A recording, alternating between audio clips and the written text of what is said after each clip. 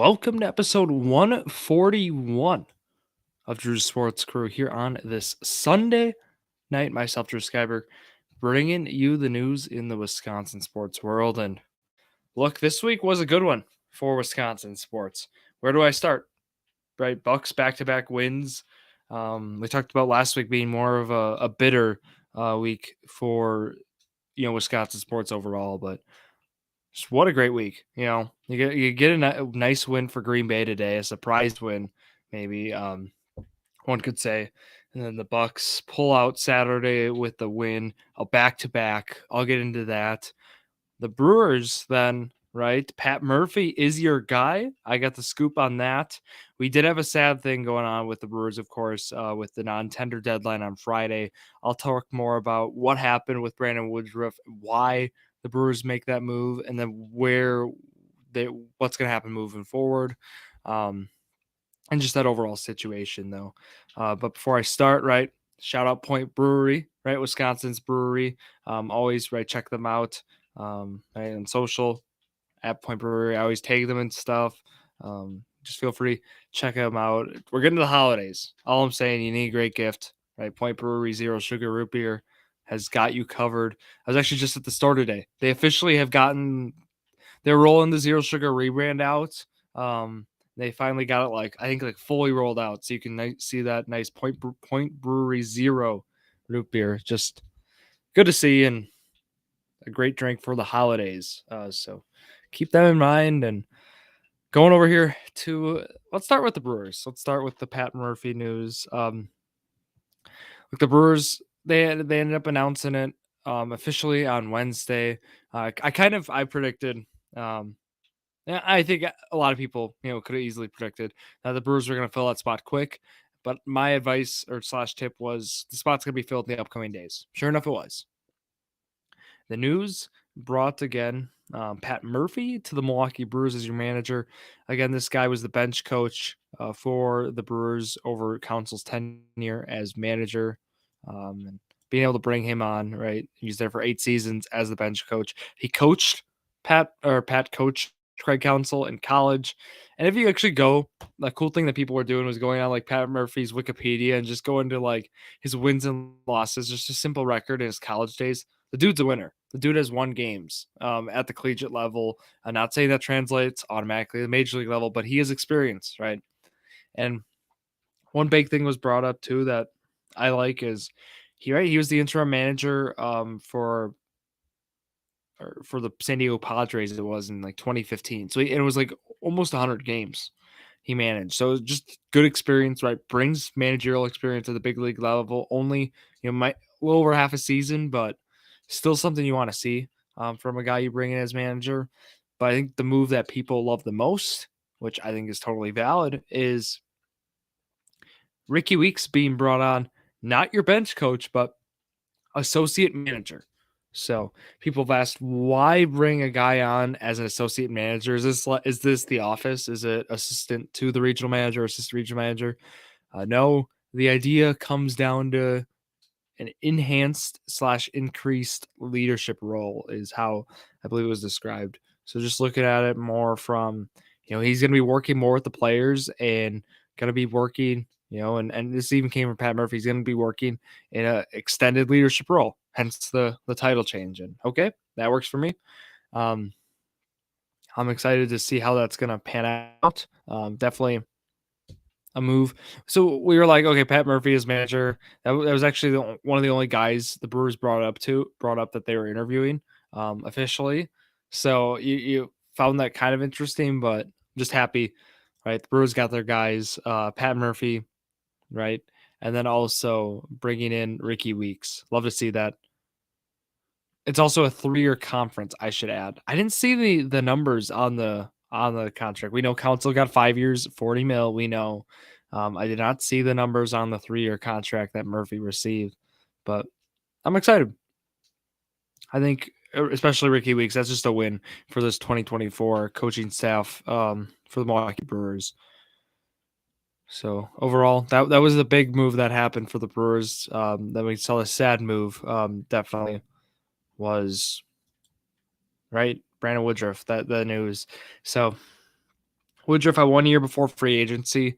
So, right, how baseball contracts pan out is you have 3 years, right? You're on your like not like rookie deal, but once you hit the big leagues, and then years 4 through 6, 4, 5, and 6 are arbitration years, right?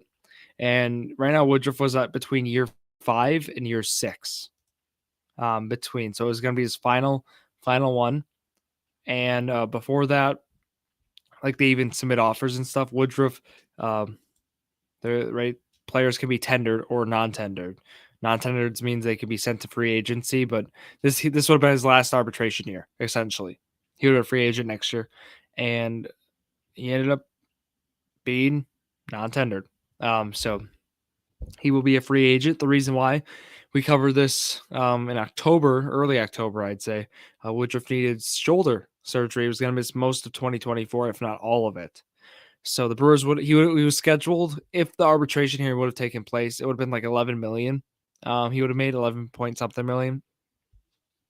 So the question was, why pay a guy 11 million if he's going to be out the whole year, and not contribute to the team?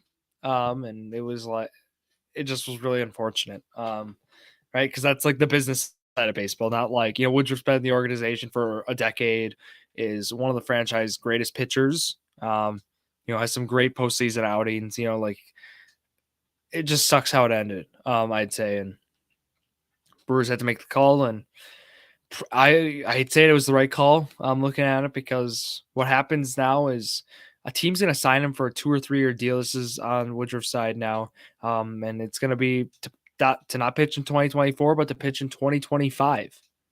So that's what's going to happen, and just wishing him the best. Like he's a guy who's going to get an ovation when he returns to Milwaukee, not a question.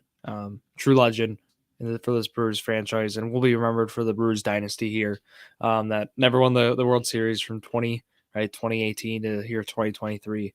Hopefully it continues on, but definitely for that era. The one thing the Brewers could have done, though, I do want to acknowledge this part, though. Brewers could have extended a 3 year extension with him here, and they could have worked something out, right? But it didn't make sense with how the Brewers looks like are pivoting in 2024 to pay him, and not be competitive. Now the question goes with Corbin Burnes, Willy Adames, those two guys especially. What's next? Brewers have already made some trades. Jake Bauers, they bring in at first base. Rowdy Tellez was non-tendered as well. I think that one probably isn't a surprise, unfortunately, just due to performance. Not a great year in 2023 for Rowdy Tellez. He will be a free agent. But Jake Bauers, bring him in from the Yankees. He's been in the league for over 3 years now, of big league service time. But I think for him, he had actually a really nice stretch last year. For him, it was the underlying numbers that people look at, the exit velo, the hard hit rate, things like that. So he's a guy who peaks like in the advanced stats. I have his stats up right now.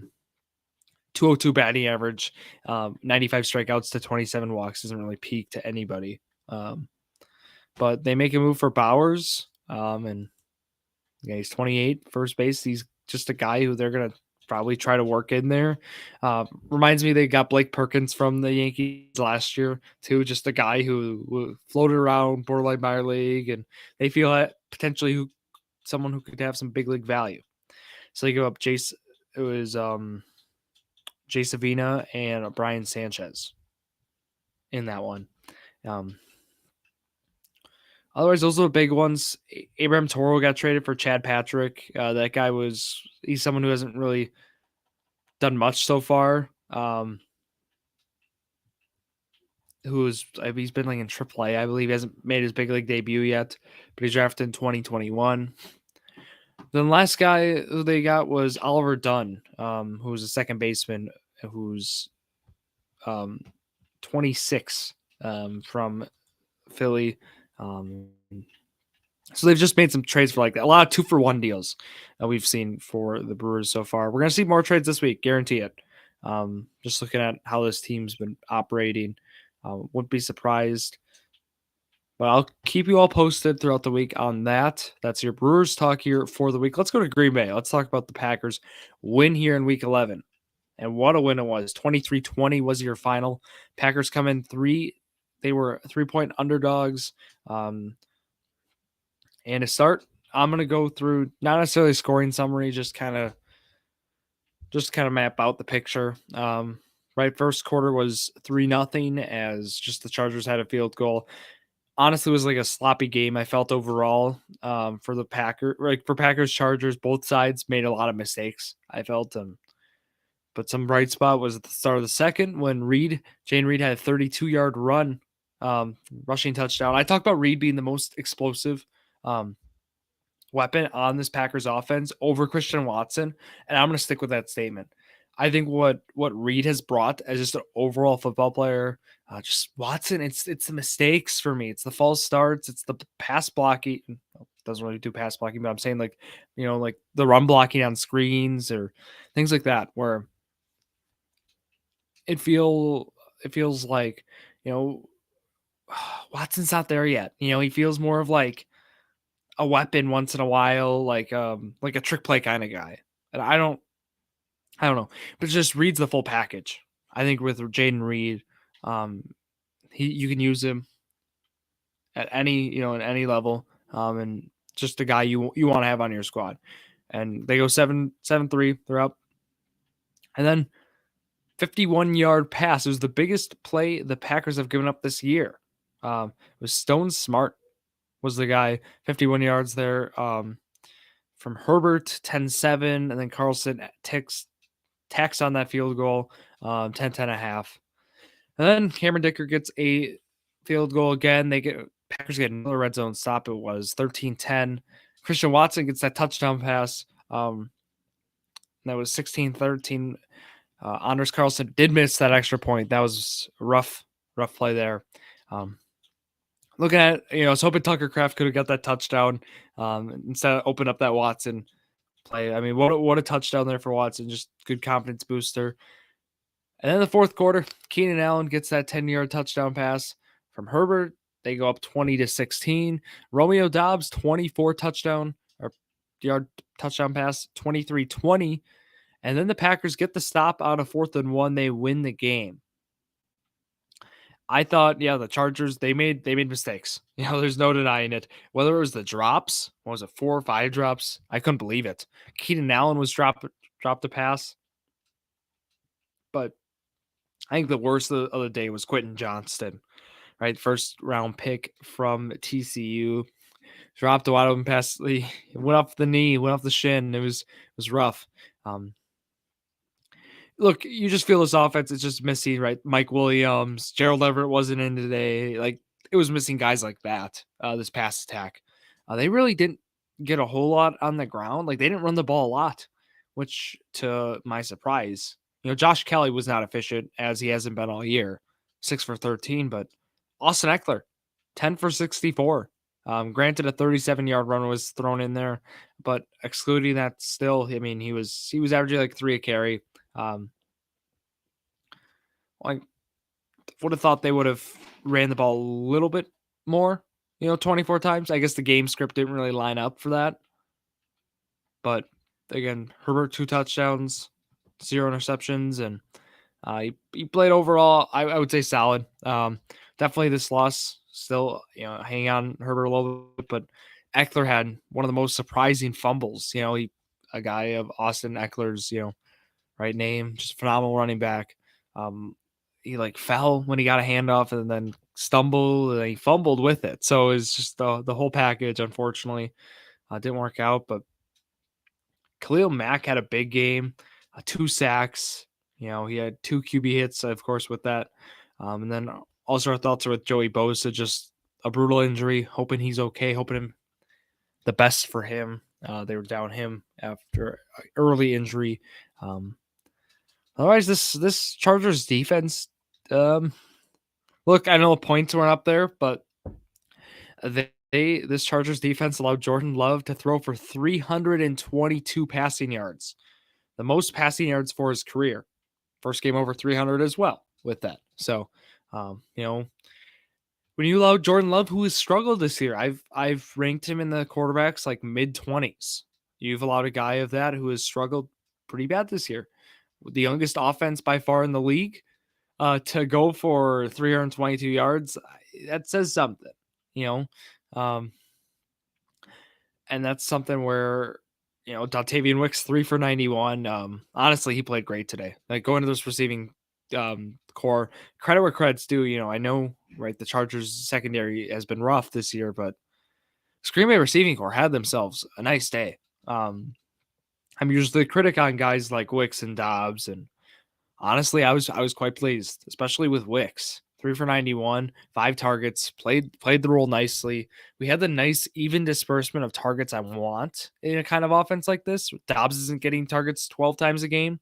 Instead, we have this beautiful diversification. It's Dobbs with 6, Reed with 6, Musgrave with 6. Exactly. Perfect. Okay. Watson in there with 4. Maybe, it was fine with 4 there for him.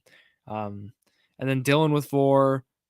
And then Tucker Kraft had a couple in there sprinkled. I like that. Emmanuel Wilson had a couple. Aaron Jones did too.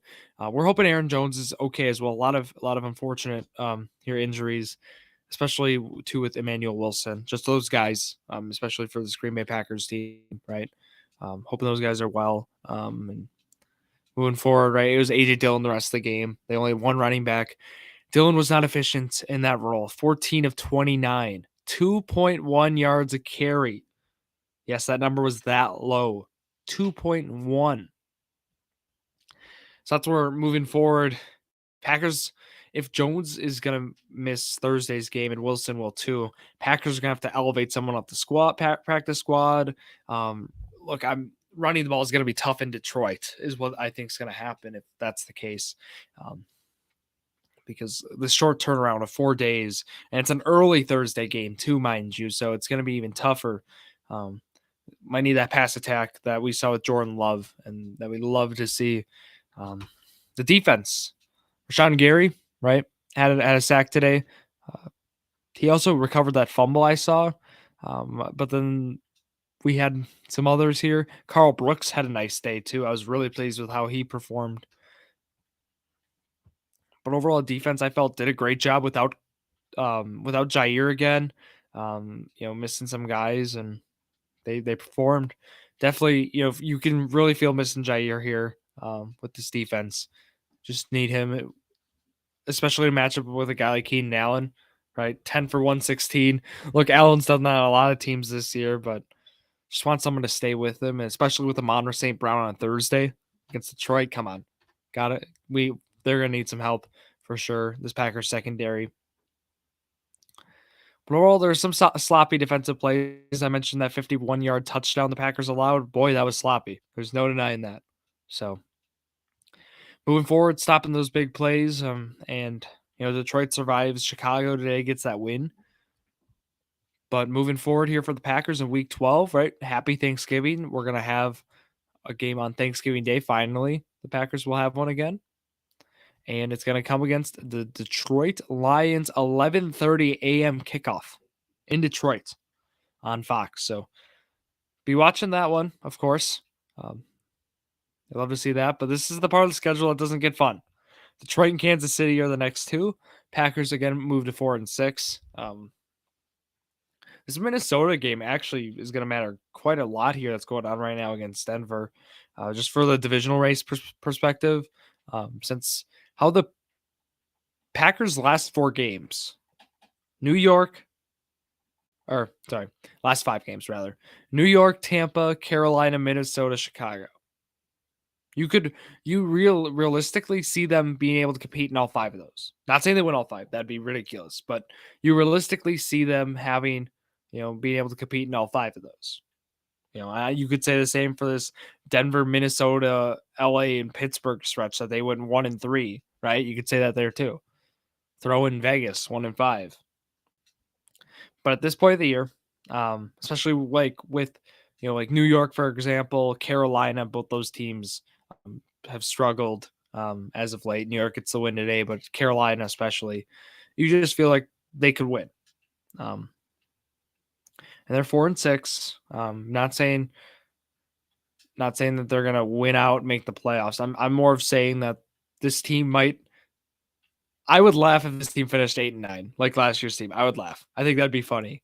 And there's time in the year for that to still happen, which is pretty crazy. If they beat here Chicago, Carolina, New York, and then they win one of Tampa or Minnesota, right there. There's 8 wins right there. So you go. I might have said 9-8. I meant 8-9. Just point is this team could finish the same as last year, which is pretty crazy to see. But then moving forward, we'll be wrapping up here with the Bucks.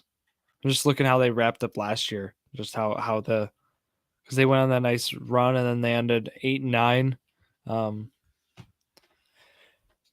Just weird how this season has gone so far. It's been a roller coaster, I think, is to say the least. Let's go to Bucks. That's enough Packer talk here for today. Milwaukee Bucks, right? I mentioned they had a great week. They had an in-season tournament game. They got the job done, right? I think everything went the Bucks' way as you would want so far, especially this week. They won out the week. I was the skeptical one. Oh, they might lose against Dallas in that back-to-back. They're going to rest some guys. It's going to be tough. And sure enough, they won all 4. They made it easy this week. 4 wins, 4 games. Chicago, nice start to Monday. Smooth win, 118-109. Felt like they were in control for all the game. And then Toronto, too. In Toronto, there was deja vu from 2 weeks before when they were in Toronto the same night, Wednesday night. And Lillard just goes off, 37-13. Crazy game for him. Could not miss. It was logo Lillard. It was everything. The Bucks, they gave 112, no problem. They just cruised to a win.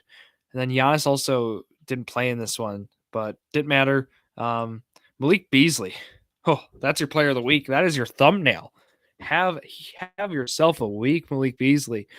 He had 30 points. He was a plus 34 plus minus. I believe that was the highest I've seen this season for the Milwaukee Bucks. He was 11 for 14, 8 for 11 from 3. He was 14 of 21 in his last 21 threes over a 2-game stretch was what I was highlighting in the player of the week post, because I was like, this is ridiculous. You have an in-season game against Charlotte. Credit Adrian Griffin leaving the starters out there a little bit longer, as they are they're tied with the Heat 2-0, but they have the plus minus, the score differential, to have the tiebreaker over them. Giannis only had 16 points, but when you have Damian Lillard and then you have Malik Beasley, 27 points, 20 points. Beasley was plus 31 in this game, plus minus. Just the Bucks have been so far though this year, nonetheless, when he's played a good chunk of minutes, they've actually been a really not right, they're still a great team if he was there, right? But just the impact he's made has been, I don't know if you would have quantified it to this level that he's making right now with this team, especially with Jay Crowder out, going to be missing some time. They said 8 weeks or so. It just has been incredible to see the impact he's had, and Brook Lopez being his efficient self too. Had 6 blocks against Charlotte. It was just everything was going their way, it felt, and a good win, a 31-point win, I should add, on that. And then a Dallas game I watched. It was a phenomenal game on a Saturday night in Milwaukee. All the stars were playing. That's what I was shocked about. I was like, someone's sitting out. Load management, right? Everybody's playing. Game went down to the stretch. After Dallas had a 40-point third quarter, they won that quarter against the Bucks by 11. But Giannis was 18 for 26 with 40 points. And then Andre Jackson got a lot of minutes too. Love to see that. When I say a lot, he got 12 and he started. So to his credit. So he didn't really play a lot of minutes, but for his standards, 12 minutes was, you'd love to see it, I would say. And then Pat Connaughton, talk about difference maker in this one, plus 22 plus minus. The Bucks were he was with that fourth quarter that lineup, that rotation that Adrian Griffin had out there. He was 4 for 9 from 3, and he made the big ones. So you talk about having a closer. Damian Lillard made some nice moves instead of forcing up a shot, got it out to his guy, Pat Connaughton, in the corner. It was a fun win. And Bucks won that quarter by 16. They get the 7-point win over Dallas. Decent job defensively too. Doncic still had a great game, and then Kyrie, of course. They both did 39-35, but I think on the other guys, especially, it was a tough game for Derek Jones over 7. Things like that is where they won. They beat this team, the Mavericks, and again cruised to a 4-0 week.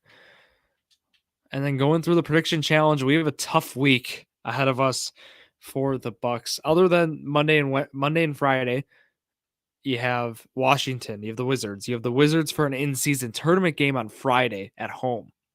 That's a nice place to play them, so that'll be nice. But you start tomorrow against the Wizards, and then Wednesday at Boston, 6:30 p.m. on ESPN. That'll be a great game to watch as Drew Holiday and again the Celtics are going to face the Bucks. And Sunday you go to Portland too. That's at 2:30. So weird time there. 2:30 on a Sunday is that game. Overall, I'm looking forward to another 4-game week. Love these big weeks of games. So excited to break those down. The Bucks also have a nice time, 2:30 there on Sunday, as the Packers. They're not playing. They're playing Thursday. Works out nice. So we love to see that. And again, before I wrap up, at True Sports Crew, though, is going to be where you're going to be able to see my prediction challenge on the official record, what I'm predicting this week, power rankings, all that great stuff at True Sports Crew, Instagram, X, and TikTok, True Sports Crew, Facebook, and YouTube. Right from there, the schedule looking like this week, right? You're hearing me here, episode 141 of True Sports Crew. Wednesday, around 4 p.m., I'll be bringing Journey to a Million. Zach Rouse, Jared Vleski will be joining me. We'll be going through some games before Thanksgiving. We're thankful for fantasy football. We'll be going through some of that as well. And then next week, episode 142 of Drew Sports Crew will be out. But also I have a guest lined up for Wisconsin Sports Spotlight. Looking to get that out to you all next week. Really excited for this guest. Just overall, a great asset to the Wisconsin sports community, and looking forward to talking to him on that. Otherwise, that's going to wrap it up here for myself, Drew Skyberg here. Have a great week, everybody. Thank you all for listening. Thank you all for listening to yet another episode of Drew Sports Crew, the perfect podcast for you.